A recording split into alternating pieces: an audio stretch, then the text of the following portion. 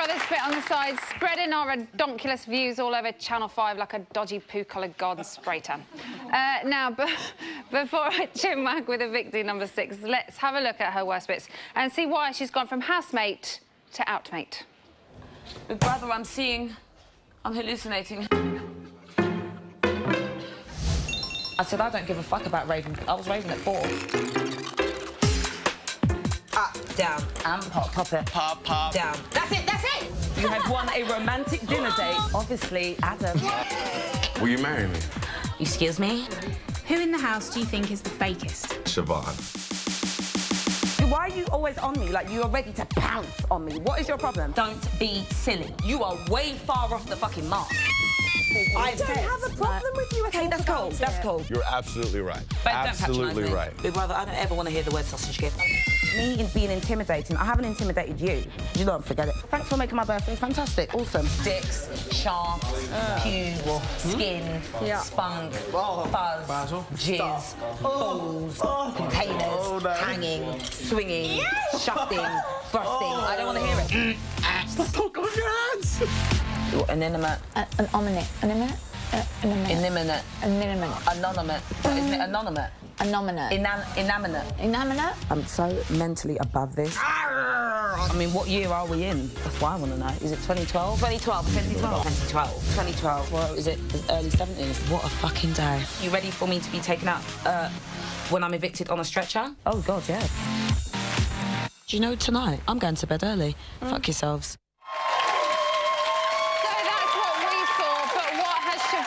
To say, let's meet Evicting number 6. She's the former Playboy bunny that loved a good rabbit. But after she checked herself into the house, she wrecked herself. It's Siobhan. Take it away, Jeff. Don't go for second best, baby. Put your love to the test. You know you've got to make him express how he feels. And you know your love is real. Express yourself. You've got to make him express himself.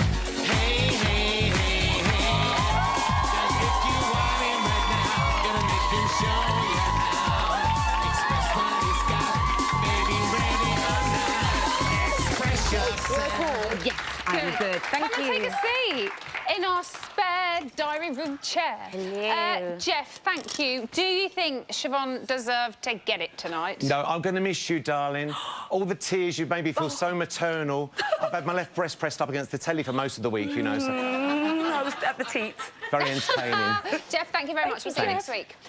OK, so, Siobhan, yes.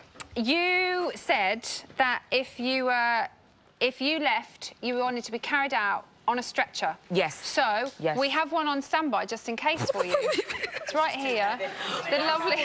It is very much at a slight angle. So we've got a stretcher just in case you need it. We've got some gas and air as well. Yeah, I'm going to need that probably. Defo. Now, also, if you could just stand there for the next half an hour, that'd be wonderful. Yeah. If you could take clothes off, that'd be even better. Right now... Oh, get that zip down. Before you left the house, we saw you say this. Still got some liquor out there. Oh, God, yeah. Oh, yeah, do you know what they do when they're Big Brothers Spit on the side? Yeah. They give you a... After you've come out of here, do you know, who was it? Someone was drunk. They give you, before you go on to Big Brothers Spit on the side, they give you, like, free champagne. Oh, give me the bottle. They'll give... So before you came on, did they give you a little drink? Yeah, I had a little something. I had a little bit of red wine. Like a little bit of champagne now? Emma, Okay, oh, you are a diamond. You go. Oh, thank you so much, my darling. OK, so, Siobhan, let's get started. I think it's pretty fair to say that you, out of everybody else, you changed the most. Oh. Your role in the house, from how we saw you go into the house to how you came out of the house. We've seen Brian touch on the fact that you kind of took on that maternal role. Yes. But did it become a burden for you, do you feel? And was it something you intentionally went in there thinking that you were going to be that way? No, like, literally just in life, I'm so maternal. I'm like it with my sisters. I'm like it with my friends. Like, I just like to look after people. But I think what messed it up for me was that I wasn't dealing with my own issues. I was taking on everybody else's. And then literally last week, I think it just got too much for me. And I was just like, oh, get me out of here. I was crying. So I literally think... I didn't go in there thinking I'm going to be this way. I just went in there and was Siobhan. And that's what I'm like out. They call me Mama Shiv. All my friends call me Mama Shiv. I look after them. So you kind of take on, as you said, everyone else's problems and don't really think about yourself. And then when you do start thinking about yourself, you crumble. And what it is, when I do start thinking of myself, then people are like, oh my God, she's so into her, she's this. But literally, I just couldn't care about anybody else for that whole week. I literally was just like, oh, I'm so upset, I'm so sad. And it was just so stressful. So is there a time that you can pinpoint when it stopped, when the Big Brother process stopped becoming fun for you? Turf wars. Turf wars. Literally, when we lost the whole turf war thing, it just went downhill, because I kind of was a little bit, I'm trying to not do the hands, Emma, but they're rising higher at this point. What are we doing? They're just way high. Okay. You could put them onto your glass and have a sip if you want. I could do. Yeah, you could do. Can I have some of the air as well? Or no? I'd maybe wait for a little bit for that. Yeah, turf wars was because I literally was feeling so down. We were sleeping on floors. I was growing dreadlocks. Like, there were just a lot of fundamental issues happening. There were multiple problems. And I just literally had enough. I was just so low, and I just thought, oh, I can't be bothered anymore. But that is part of why you go on to Big Brother, to face things like that. So is the thought of what Big Brother was going to be like and the reality, was that a major difference for you? Because obviously you know that certain things like those kind of tasks are going to happen. Yeah. Was it a shock? Because when you go in there, when you're watching the show and everyone's like, you're just thinking, oh, God, why are they crying about that? Why are they making a big deal? But in there, it's 24 hours a day. Literally, it's all-consuming, because all you've got really is verbal communication in there. You don't have anything else. Yeah. And when you're upset and you feel low, you feel low. Like, I think in there, every emotion is heightened. Happiness is But high. was it just the task that had made you feel low, or do you think you were feeling low because of everything that was kind of going on with Ermm? No. Return of the Man. We're going there. We are going to go don't go there. The door's not open, but yet you have a key. The door's not open. But I think the birthday thing with Ermm was during the turf wars, but before then, I was already kind of feeling low. I just thought I lost my mojo. And in there, it's when you know you're not being yourself, that's what scares you, because you're just like, I'm being Siobhan, but then you're thinking, do people think I'm being genuine, or do they just think I'm acting up or being fake? Before the birthday thing with Ermm, there was the kind of initial bust-up, which was the proposal. Oh, cringe. So why did that upset you so much? And looking back at it now, what do you think about it? Well, we had a little tete-a-tete before the whole proposal thing. OK. And that just got my back up. And then the proposal, I thought, Emma, I haven't got a man, OK, I'm not dating. And then my first proposal was a practical joke. How low can we go? Like, I was like, oh, my God, my first proposal was a joke. And I just thought we hadn't sorted out the initial problem before that proposal. Right. And then that just topped it off, and I thought, oh, no. Added fuel to the fire. Added fuel to the fire, yeah. What do you make of his relationship or friendship with Lauren?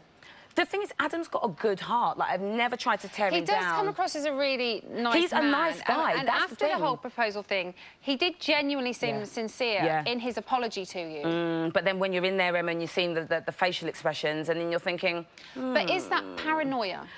Babe, in there, we literally are paranoia.com. Like, the paranoia is unbelievable. But I was just like, we were friends, and I thought, you just flip and change friendships that fast, because I was really good friends with him. Because you picked him initially as your favourite person in the house. And he was. And genuinely, I think he's a nice guy, but I just think we just didn't... I don't know if we're really similar, because he reminds me of me sometimes, but then at times we just didn't gel in there after a while, and then he replaced me with Lauren. Well, this is where I was kind of going, to be honest. Babe, take it there. Take it. Were you a bit jealous? I wasn't jealous. I was like, oh. A bit jealous. My flip-flops are still warm at this point. Like, my flip-flops still had my DNA on it, and you've just slid someone else in, and they are now your best friend. And I was like, oh, you forgot about me quick enough. So you felt a bit jealous? Well, it wasn't... Well, no, I wouldn't say jealous. I don't mean... I would probably say I was observing an issue. No. You're a bit jealous. No, OK, maybe a slither. Maybe like... I don't mean jealous in a boyfriend-girlfriend way. I mean you've gone into a very strange environment that you're not used to, and you had bonded with somebody, you'd had a bit of a row, and all of a sudden this little blonde thing had come along and kind of taken your best friend away. Yeah. So jealous in that respect, I mean. Yeah, it was like a little, like, I'll give you a little strand of hair. A strand of jealousy. Thinnest, like, weak... deep conditioning knees. But we still got a bit jealousy, yes.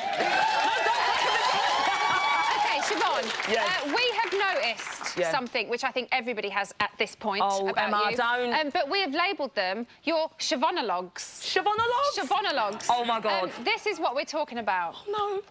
Real friends know when shit's going down. You've just made it, babe.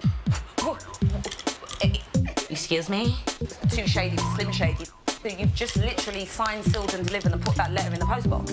Okay. It's in a fucking postman's bag at this point. Like, Postman Pat has got it in his bag. But you need to check yourself and wreck yourself.